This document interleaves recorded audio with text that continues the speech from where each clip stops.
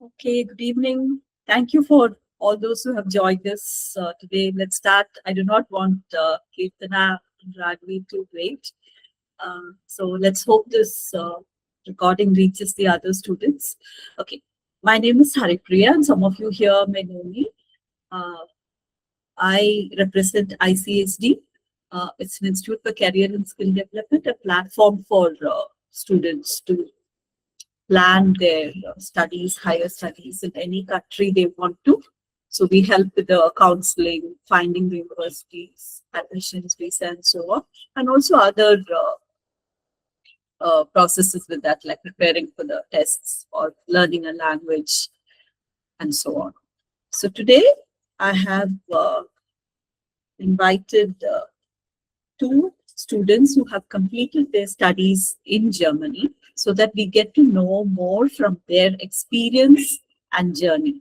More than information that I can provide you, this will be something they can share with you, the journey, the challenges, and what all should be done if you're looking for studies in Germany. So first, I would like to invite Raghavi Chandrasekharan. She has done her MSc Physics at University of Hamburg. Before that, she did her BSc Physics at Madras Christian College. And she also worked on a project on atmospheric phenomena with a research student at Anna University and got it published in a journal. And right now, after her master's, she is planning her research or work ahead, staying at Hamburg. Now, Kirtana, our another speaker, she is also a distinguished person who has done her master's from Heidelberg University in Indology. She did her bachelor's at St. Stephen's. That was in chemistry, but she also did another bachelor's along with that in Sanskrit.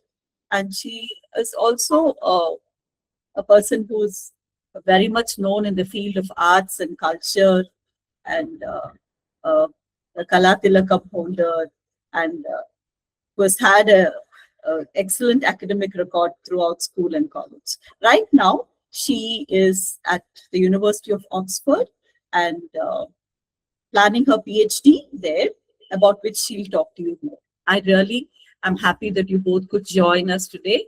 Welcome to both of you. So let me start with a few questions that I have in mind, and I would like to open it if students join for them to ask you more questions. First thing, it's common to both of you so that you both can tell us about it. Like, how was your experience of or your journey of studying in Germany, especially a public university? Did you feel it was difficult, to study in a public university? Did you feel that it was huge, not like a private university? How was the mentorship or how was the support? Yeah, I would like to start with that. So Kirtana, if you can start. Yes. Hi, everyone. Really happy to join you all. And thank you, Priya ma'am. And yes, so studying in Germany was really a very good decision that I made, I would say. And it's a very special journey. After my bachelor's at the St. Stephen's, I went on to do my master's in Indology at University of Heidelberg. And I mean, the mentorship that I've got from my supervisor, Professor Huskin, is very, very special and very, very important in my academic journey because during my studies here in India, it was very much based on theories and you're doing your assignments, your labs, and all that. But then once I transitioned into the German system, I started to work more on practical aspects. Also, I was very much, mentored on how to approach a research question, how to model a research question, how to plan my thesis, and how to embark on a research journey. So that was very, very important as an academician. And it really helped me a lot for my journey into Oxford. because I was accepted by the University of Oxford, and I would give all the credit to Heidelberg and my supervisor Huskin. So yeah, it was really a very special journey, and I would always recommend Germany to any student out there. I just said to ma'am that if not for Oxford, I would never have left Germany. I mean, it's a very, very nice country to be in as a student, and also to build your career afterwards. Yeah. Thank you, Kirtana. Ragbi, what would you like to say about your experience? Yeah, I think Kirtana pretty much summed up everything. But from my experience, I would say it's like academically, it's a completely different structure altogether. Because in India, like she said, it's all theory based, book based, and you're more exam oriented than practical application of what you learn. But as once you come to a public university in Germany, uh, they your classes are more for you to, like, they just give you an input of what is there, and then it's about you to dive deep into it and learn more about it. And you know like you have to do a lot of reading, and like you need to go deep into what the subject is about, and there's no spoon feeding, so it's all you you're on your own. So you kind of learn a lot about how to explore different aspects of a problem, and how to approach a problem in different ways. But it all comes out of you. You're not spoon fed like how you would have been uh, had like an exposure in India, where they give you a problem, and it's like they just you just given um, a simple, not in-depth answer to it, and it's just accepted. But here they question you in detail. Like you give an answer, and then they will question you from that answer, and then you give an answer to that. They dive in deeper into a certain question. So it's more of your own hard work that you really need to put in here. So it was a pretty difficult transition for me personally, because I found the initial semester to be very different. It was all new, everything was new, the curriculum was very different. So it took time for me to adapt into the system. But as I went into understanding how the system works here, it was very much interesting, and it opened up a new perspective for me in the subject itself. So yeah, that's pretty much it. Yes. These are very, very important points that both of you mentioned here. Because we think, okay, bachelor's done, move on to master's. But the huge difference in the education system, and how you are expected to do the work. Nothing is given to you like from page 1 to page 17 or page 20 to page 25. There your answers are. No, you have to maybe research so much on your own and produce answers, which is real learning. And that is something maybe, as Ragvi also says, before students leave India, they should know that the system is going to be different. And maybe in a semester or two, you really start liking it and you understand, yeah, this is what learning is. I'm so happy that I came here. But that initial transition, that's something, a huge thing which you are telling our students here today, because you've gone through that. So now coming to my next question, like, were there any challenges that you faced? Because I've heard public universities are so huge, and it's not like being in a small private university where you are in touch with your mentor or your tutor all the time. Whereas this is quite, did you face any such challenges going to a public university? And it is, of course, as everybody here knows, that we do not have to pay any fee to the university. It's only a semester, a small administrative or student service charge that we pay. Otherwise, German government makes it absolutely free for their own students as well as international students. So that part is there. So does that make any difference from a private university? Kirtana, did you feel Of course. anything I like that? mean, yes, then I mean, you're much more independent financially also, in the sense that you don't have to pay a huge amount of fees to the university, and that's a big relief for students. And also you get to work in the university. So like I was a research I was working in a project at the university. So it was because you then grow academically also, because you're in the university working for a project, and also you get to earn out of that. So that was a, I mean, it's a very, very good aspect that I experienced there. Coming to challenges, like personally for me, Was the language a challenge? yeah, personally for me, German was not compulsory because it was a master's course, and it was completely possible to finish the degree in English. So for me, it was personally not a challenge. But again, to be out there in the city, uh, I mean, it's also very good to learn German, I would say. Uh, Especially in a city like Heidelberg, it was not difficult because it's an international city. It's a student city, university city. So it was not very difficult without German there. But I would always recommend students to learn German. It's always an added advantage. Once if you really want to stay there, then I think it's very important that you learn German and also start speaking, not just learning. You just start conversing with people. Especially I mean, I used to use this trick when I stand in the tram stops. There might be some old grandpas and grandmas who are sitting there. I used to just test my German with them, and they're also very enthusiastic to talk to you. So something like that, you just start talking. I'm sure you might be a bit shy initially, but it's always good to converse in German. So Start what level conversing. of German did you do before going?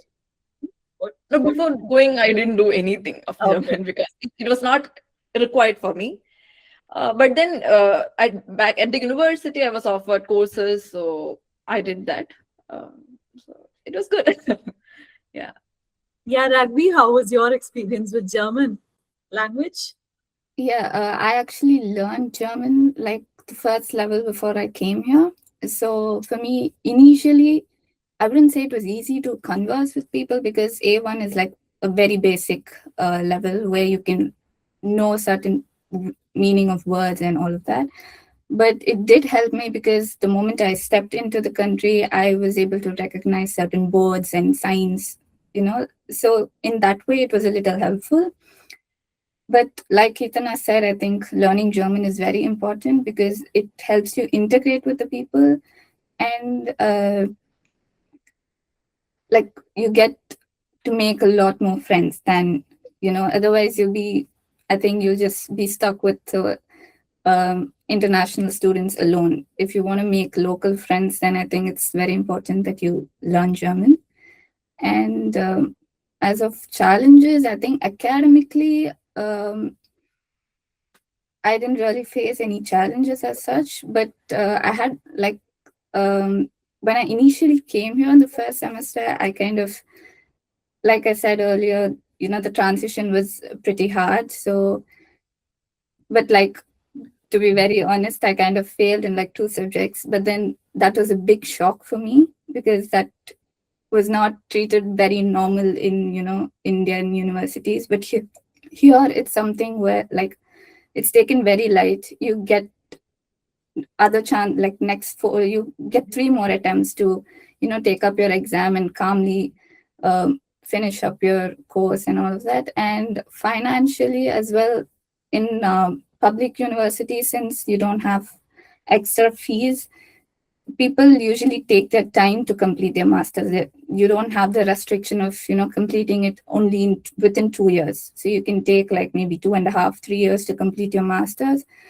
And that kind of helps you you know explore more of the university life or the student life, or also helps you work part-time, because if you're working part-time, I think it'll be very hard to finish your masters in just 2 years because academically it'll be very uh, like the portions and everything would be a lot at one stretch. So I think you'll be able to spread out the course and finish it better. Yeah, right. Thank you. And as you said, academics, how it is viewed in India and here, especially, and we all would have scored 80s and 90s and hundreds in India. So, I mean, coming to another country and really learning, sometimes the academics or the mark or the grade becomes different initially. Yeah. So, and one more question from me, and then I'll just ask if any students would like to ask about the work options. Would you like to talk about it, Ragvi? What do you think the part-time work options are, or the full-time work options are for because international students do look at that option which is open to them. You can stay back after your studies. So, as you said, it's difficult when you're doing a master's at a public university. It may be difficult to do part-time work along with that. And there is also this feeling that anyway, my fees is covered. I mean, I don't have to pay the fees, so I can concentrate on my studies. So, is that what students think? And can you tell me a little about the work opportunities? I wouldn't say it's difficult to do like work part time. It's all about time management. Like if you can uh, plan your day and do things according to that, I think you can do anything. But like here, you get to work in the universities itself. Like you can work as a research assistant, or your professor might have some assistantship that they might provide, which you can work, or you can also work in companies part time where you can apply like you do for regular jobs, but they are called working student jobs. So you work, I think, around 20 hours per week. So you can do that in companies which in your own field as well. So it kind of adds on to your experience as well. And I think that's more for your experience, I would say. But if it's just your financial matter that you need, then I think there are a lot of people who work part time in like stores and like in or like shops and everywhere where they go in the morning and then they work for one whole day and then finished off that for that week so that they can concentrate on their studies for the rest of the week. So it kind of depends on how like what kind of work you want to do. And post studies, I would say, like you once you finish your masters, you get an 18-month post study visa, which is called the job seeker visa, with which you can look for jobs, and you can also work full time during that period. And yeah, but I think working part time in a field, in your own field, or a field that you wish to work full time, would be advantageous for you for as it adds on to your experience. And sometimes they like the companies that you work in as a student, they sometimes take you in for a full-time job once you complete your masters as well. So it kind of helps you get a job immediately after your masters. So that's one thing. Thanks, Randy. Would you like to add to that, Kirtana? Yeah, I mean, just one or two points. I would see for new students, just build a good rapport with your, with your professors in the department, because that really helps a lot. Because most of these positions and the research assistantship opportunities are not posted online or anything. It's just how how efficiently you make that rapport with them, and it's very also very easy for them to provide you positions if at all they like you. So I mean, that's how I think you can also get in touch with such people who are really doing great work in your field, and also that adds to your CV. Also, moving forward, if you want to, I mean, Ragvi spoke about companies and as such, but I'm more into the academic field. So I would say, if you want to build an academic career, like if you want to go on to do PhD, postdoc, then I think being a part of academic projects in your university really helps a lot to build up your CV. So yeah, that's what Thank I you. think. Thank you both. Now I think I have Shruti, Amrita, Elizabeth. Please, you can ask whatever you feel.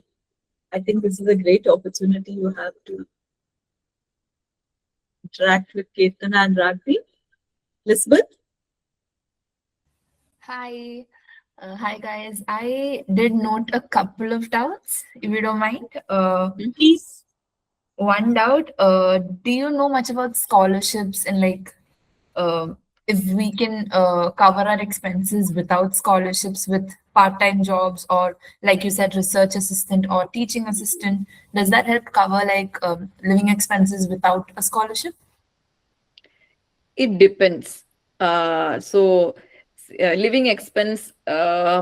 See, if you're getting a student dorm in a university based setup, then it will be much uh, lesser on your financial budget. If you're taking a private spot, then it might be a bit on the higher side. So it all depends on how you manage your expenses. Yes, without, I mean, scholarships, since it's, fees is not there in German universities, scholarships are as such not very, as in UK and US universities, it's not very, so much of scholarships are not published, I would say. But such assistantships, and also you can also do part-time jobs. But again, as I have noticed, if you want to do part-time jobs, which is not related to your field, then German is a very important factor there, because working at Aldi, Rewe, or supermarkets, or even at cafes, etc., you need that German skill to talk with people, even to do that. So yeah, that's something you would Thank want you. to account. Yeah.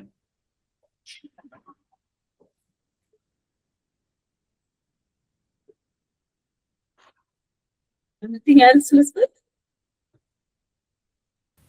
No, that's pretty much. If you don't mind me asking, did you live in like a college, university dorm or like alone? No, I lived in a university dorm. Yeah. Okay, Yeah. so that was easier expense than living alone. Definitely. But it takes, it's not very easy to get into university dorms. You have to apply much earlier. Only then you'll be able to get a spot. It's very limited. So if you're planning to go there, I would always recommend apply very earlier. Yeah. So do you mean we have to get the offer way earlier, like a couple of months before the university starts? So we have to apply for the dorm. We need an offer to apply for living, right? You don't need an offer to apply for university dorms. You can actually apply while applying for the university itself. So once you get an offer, also once you get an offer from the dorms, you can submit your enrollment certificate to them. So that's pretty Okay. very, yeah, that's Thank you. Shruti? Hi, Yeah, hi, Shruti. can you tell about the application procedures? Application procedures. For entering to which is the best university there? Yeah. That you may. You have done your MA in literature, right? Yeah, yeah, ma'am.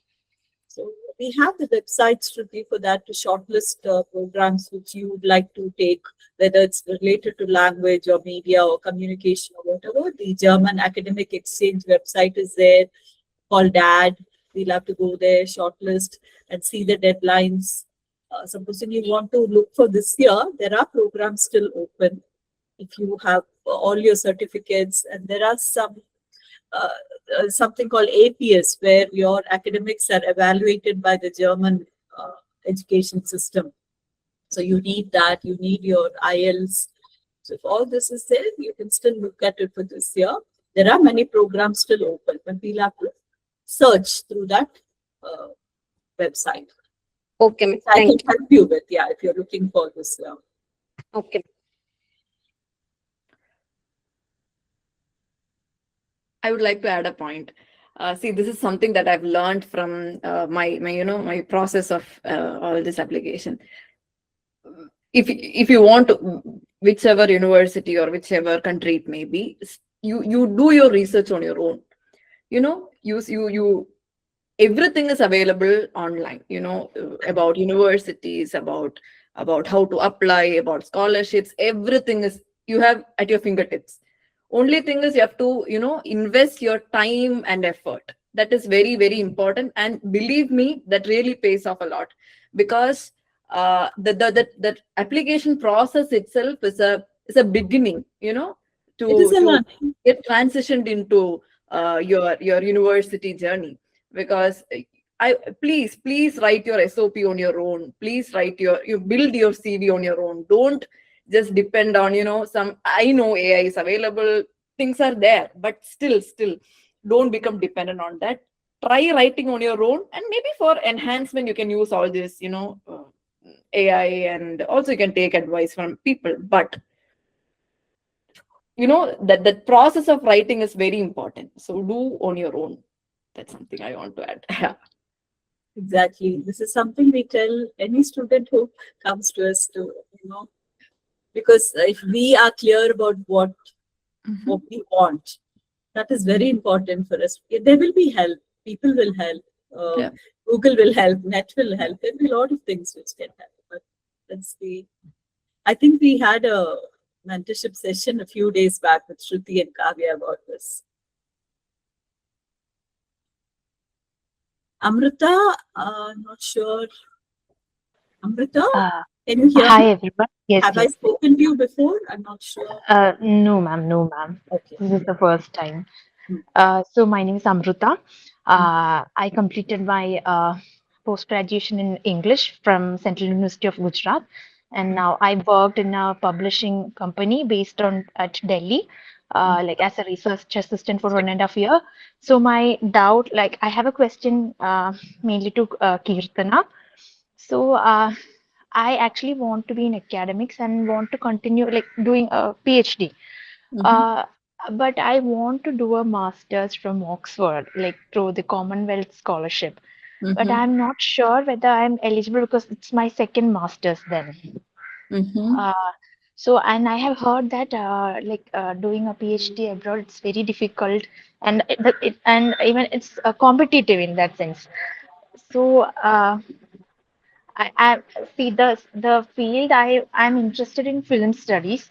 So I don't have any idea like where should I start. I looked for many scholarship, but I'm basically confused at this point. I'm at now preparing for NET. I just cleared the PhD eligibility. So my question is that can I try a second master's there, or like what is the criteria to do directly PhD from there? Could you From please Oxford. explain? Yeah, from Ox. Okay. Basically, I don't have So, much idea about the scholarship in Germany. okay. Yeah. If you want to do a PhD directly from Oxford, I mean that you have to go through the application process. You have to, they might expect publications, or something, maybe your thesis. And also for PhD, the most important thing is your research interest should match with the faculty here, but at least one of the professors here. So that's the most important aspect of getting a PhD position at the university. So I would always, so once you're looking for PhD, it's always a professor over your university. Because please look for professors who are working on your research interests, and then start writing to them and asking them if they have any PhD positions open. Or if it's like for universities like Oxford, it's you can just write to the professors and get their consent, and then apply through the official university portal. So once you have a concurrence from your supervisor, it's the process is much easier, because finally they are taking you in. Of course, So your I can research. directly mail them and ask. Yes, Uh, definitely. okay, Yes, definitely. okay. I'll be working more on that. Thank you so much. No problem. Yeah, again, something like I would like to add to that, as Kirtana was saying, that is the only way you can proceed with research. You have to write to the professors, because otherwise you cannot make an application like you do for masters or bachelors. Unless you get to hear a positive approval, an approval from the supervisor regarding your topic or proposal, and even the fund in the department, that's how you proceed. That is the first step. And you were also talking about Commonwealth scholarships. Commonwealth scholarships mostly, they are for students who would like to give a commitment that they'll come back to India and be an ambassador for something. So that is something we'll have to check. And it's also need-based sometimes. So you may have to clearly explain in a letter why you think you're eligible for the Commonwealth scholarship and whether it's available for your topic. And also, like, how that studies is going to help you if you come back to your home country. How are you going to use that knowledge and things like that? So we'll have to read more about that to understand that whether you will be eligible to apply. I've not seen your resume, so in case you need any assistance, please let me know. Sure, ma'am, sure. Raghavi, is there anything you'd like to add to these things? I mean, if they have anything to ask, if any questions, then maybe I can. Anything about research in Germany? In Germany, I think it's pretty similar, like what Kirtana said, reaching out to professors and having contacts with your professor.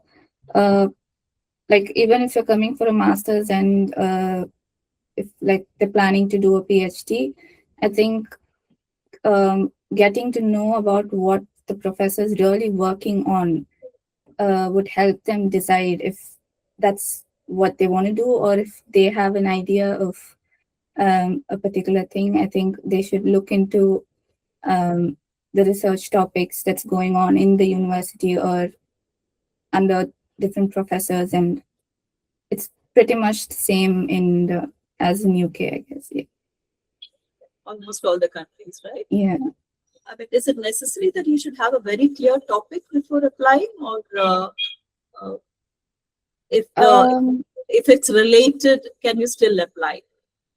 Well, here you have individual PhDs, like the traditional ones where we have our own topics and then find a supervisor to supervisors. And also there's something called a structured PhD, where they publish a PhD topic as a job opening. So it's like a 3-year contract that you may have to sign in. So if you like the topic of the research, then you can apply to that position. And if all your criteria are matching with the position, and if the supervisor is okay with it, I think you'll go further with your application. So it's more like a job posting, and it's like a fixed contract for So 3 you years. can get into it and decide on your topic. Is it what you said? No, it's already an existing topic which you'll be working on with other members in the university or in the institute. So how about you, Kirtana? Where you give the specific topic when you apply to Oxford, or? Yes, in Oxford, it's compulsory that you provide a research proposal. So we have to have a topic and It's an outline, or was it a complete proposal? No, a complete proposal. So we'll have to like mention everything about it. How you're the methodology, how you're planning, everything you have to mention, and then get it approved from the supervisor, and then apply formally. So that's how. And also, I was very about my topic, so I didn't want to compromise on that. So it is. I mean, it's different for people. So as Raghavi said, if you have a for a structured PhD, the topic is already predefined. So you just that's good. fit into that that lab or that group. But yeah. There's one more question. Vijay Lakshmi has asked whether she can ask you. Please, Vijay Lakshmi, go ahead. Good afternoon, all, ma'am. I'm actually Vijayalakshmi, studying second year mechanical engineering. Actually, you all are completed PG student. I'm not that. I'm just a UG student. So I have that here. That shall I ask the question? That's why I put a message, ma'am. This is the first step. This is the right step you're taking. You should ask your questions.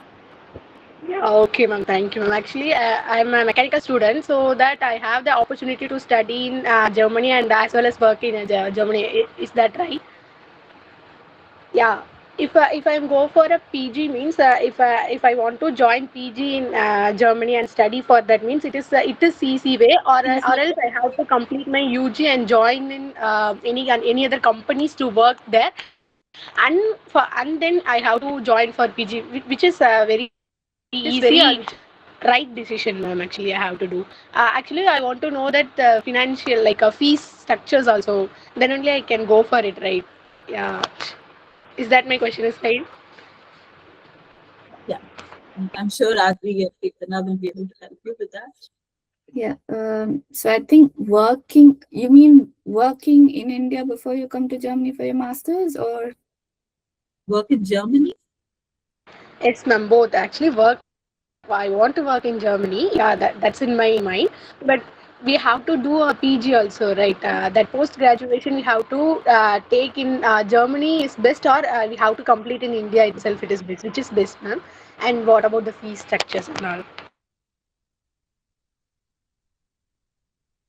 To Which is clarify your question, Vijayalakshmi, I think you were asking whether it's easier to get work in Germany, then move to Germany and then do your PG. Was that your question?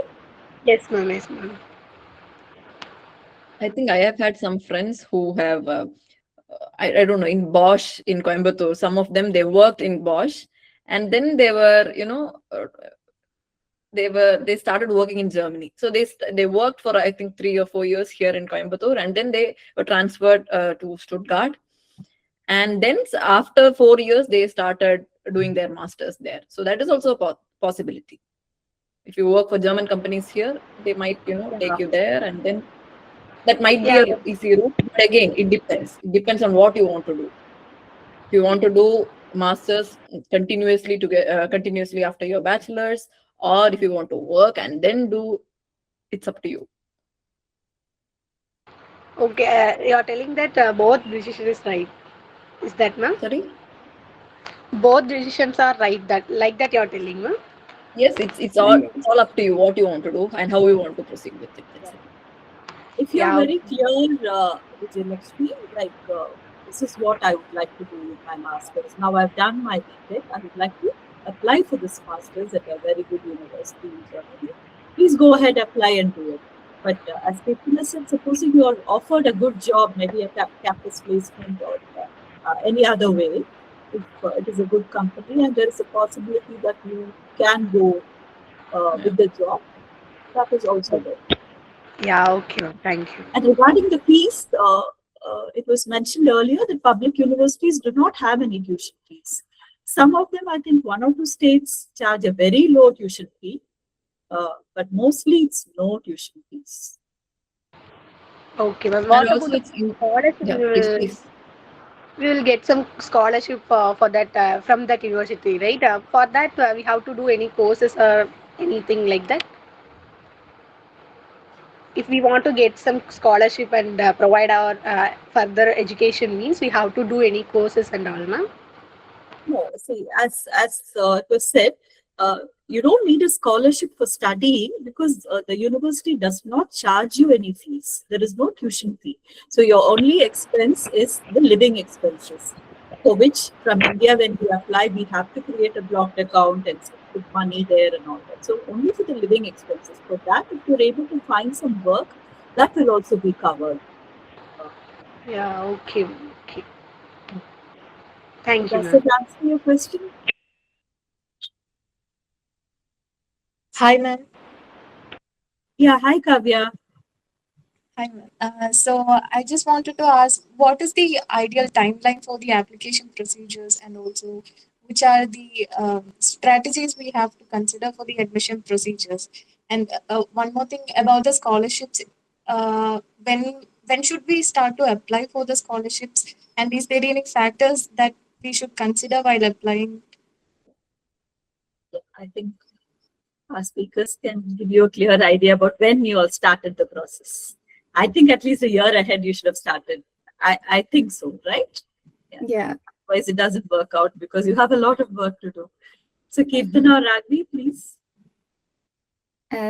I actually started my application process in my second year of my bachelor's, like towards the mid or end of my second year, because I think writing and framing your statement of purpose itself takes a lot of time because you need to invest a lot of time in that. It's not a overnight thing that you can do, and I think nobody would recommend that as well. So you need to take your time to really put in all your effort to give a really good SOP. So that itself takes a lot of time, and researching about the university, the course, all of that requires a lot of time. And like here in India, if you take MSc Physics, you might probably see a standard syllabus that they might have. But here, though the like for example, when I was looking for my master's in physics, every university had their own curriculum structure. So you need to go deeper into the course and see if the curriculum suits your interest and if that's what you want to do. Because certain, like for me, certain curriculums were more focused on electronics, some were more focused on astrophysics, though they all had the title MSc Physics. So you really need to do the research in that, which kind of takes a lot of time. So I think starting a year ahead would be the best, that you can take it slow and not rush through the process. Okay, ma'am. Thank you. Kirtana, would you like to add to that? I think pretty much that's it. I mean, invest your time, as Raghavi said, invest your time in writing SOP, make it your own. It shouldn't be like very generalized SOP, because people can really, they can understand if it's from you or if it's from, just somebody writing for you or some AI writing for you. I think people really can make a difference. So just be very sincere about that process. It'll really give great results to you. Start researching about what you really want to do, rather than just a master's, or what you want to do. So suppose you're going, as in if you're doing a master's in chemistry or whatever it is, so just start specializing also. So if you're doing for master's in chemistry, what in chemistry and what specialization you want to, you would see. That doesn't mean you have to, like, as in a PhD proposal, you have to be very specific. It's not like that.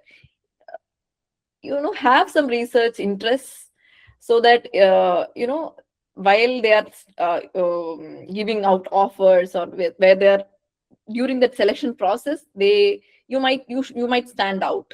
So that's one thing that you really have to start incorporating in your SOP. And Thank you, one ma'am. more thing I would like to add is for SOP, don't use the same SOP for all the universities. You have to tailor them to each and every university and the course. I mean, you don't have to rewrite the entire thing, but make sure that every word that you use reflects the university's motto or the research, what they do, so that it aligns with the university. And it's not like you write for one university and then use the same thing for the other university, and they might not be doing the same research in what you had already written. So I think that's one important thing that I would say. Yeah. Jeeva, would you like to ask something? Oh, thank you so much, ma'am. It was a wonderful program. I enjoyed it. In fact, I had no idea about how things work in Germany. And I'm not a overseas consultant. When people ask about Germany, I couldn't give any hint. So some of the points which the speaker said is very important. Means it has given me a insight how we can possibly direct them towards you. So Jeeva is a career counselor. Yeah. So he joined us today. Yeah, I'm sure this will help you too.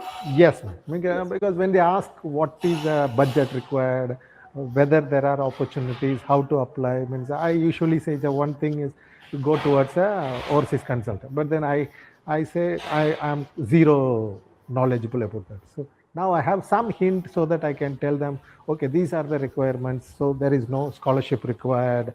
You need to put on effort at least 1 year before. So there are things you need to prepare for. So these things, if they can understand when I speak, they'll have some confidence in me, and then they can come to you. Thank you so much. It was a wonderful program. I enjoyed it. Thank you. It Thank was you, Jiva. so beneficial. Thank you so much. Thanks for the One speaker. question. Thank you, Jiva. One question I have when you said about the SOP, Ravi. Now, students, what they ask me is, like when they submit assignments, earlier it was only a plagiarism check. Okay, now there is something more, like the AI detects a lot of similarity in the structures. So even if it's your own thing, it becomes very difficult to, pass that AI check of structures and similarity and all. So how do you manage all that?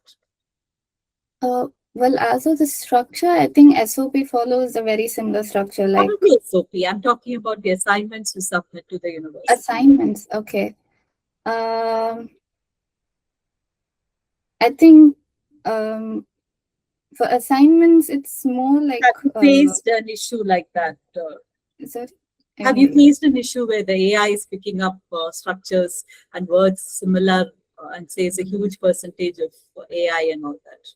No, I haven't faced any issue like that because it's morely because when you usually here we rely more on research papers. So because most of the universities are research oriented, we refer to a lot of publications in research papers. So when there's an written assignment that you need to submit, if you read a research paper related to that topic and you kind of pick up the words used in the paper, like in your assignment, then it detects the plagiarism. But if you word it differently, like keep the meaning as such, but then word it different, I think there won't be any plagiarism issues.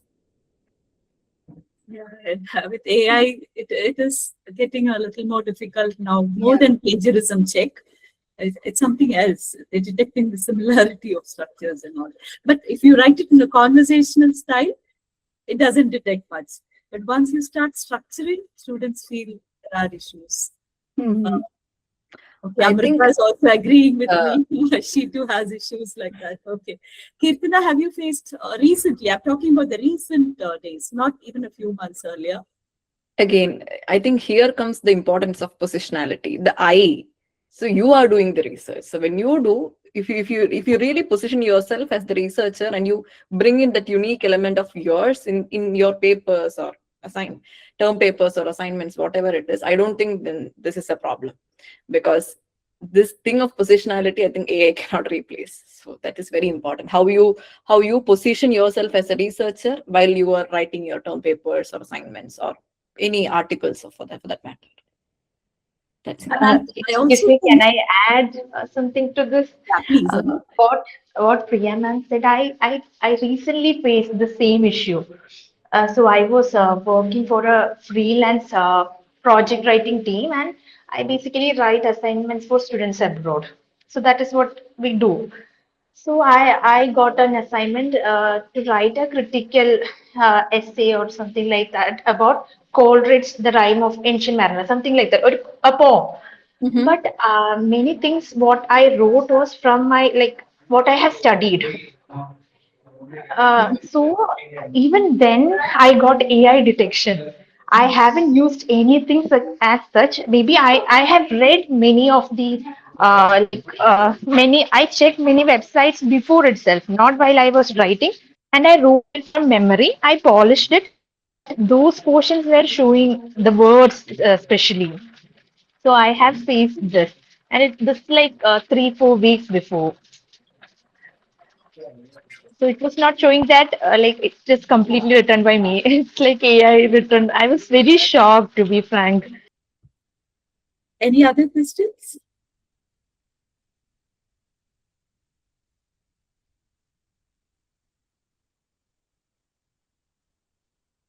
So shall we wind up? Any other questions, students? Elizabeth, you're all clear? No questions. Thank you. Any more? Kavya, Shruti. So we're just a small group here, and I think it was wonderful. Maybe some other day I would like this much of opportunity, other students to get this opportunity from you both some other time. Thank you so much, Kim and Ragni. And yeah, if we have further questions, I'll definitely collect from students and send them to you. Wish you both all the best. Let your research and work and all options be great. Thank you so much once again. Thank you. Thank you, ma'am. Thank you. Sorry, Vijayalakshmi, you have something to ask me? Yes, ma'am. Yeah, please. Ma'am, actually, you are a German trainer, ma'am. Is it so, ma'am? You want to German learn German? Yes, ma'am. I want to learn the details, ma'am. Sorry, do you want to learn the language, German? Yes, ma'am. I want to know the details, the price, fees details, and all, ma'am. Yeah, sure. We can connect you to teachers who teach you German. And you can send me a message on the chat. If you can share your number, I'll get back to you. Okay? In this message, shall I send my number, Yeah, ma'am? share it Okay. on the chat here. Thank you. Bye, everybody. Bye, Ragvi. Bye bye. Thank you. I'll wait for your number. Yeah, yes. Thank you, ma'am. Okay, welcome. Bye. Bye, ma'am.